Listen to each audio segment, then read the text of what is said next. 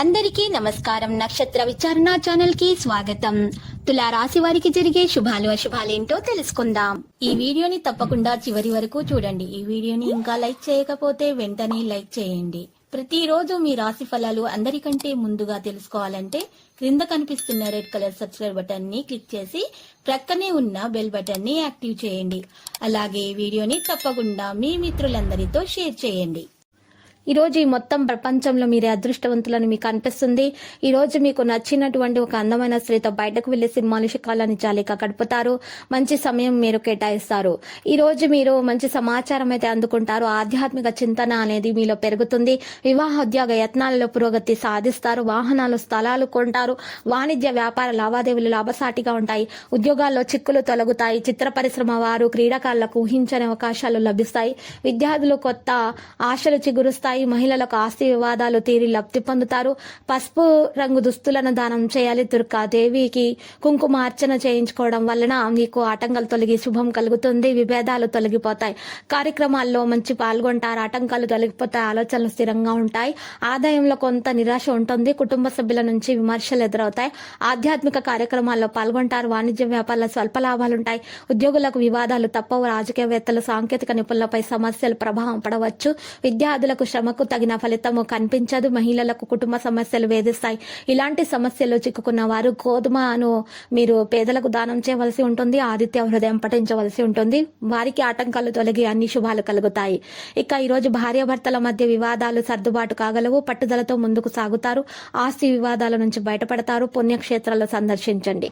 వాణిజ్య వ్యాపారాల్లో భాగస్వాముల పెట్టుబడులు అందుతాయి. ఉద్యోగాలు చికాకులు తొలగుతాయి. రాజకీయ పారిశ్రామికవేత్తలు మరింత ఉత్సాహంతో వ్యవహారాలు పూర్తి చేస్తారు.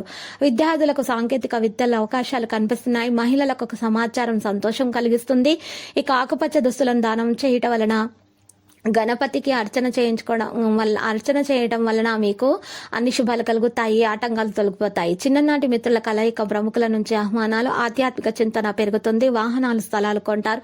స్థిరాస్తి వివాదాల నుంచి కట్టెక్కుతారు. ఉద్యోగ యత్నాలను కొలుస్తాయి. వాణిజ్య సంస్థలు వ్యాపారాల్లో కొత్త ప్రణాళిక అమలు చేస్తారు. ఉద్యోగాల్లో కీలక మార్పులుంటాయి.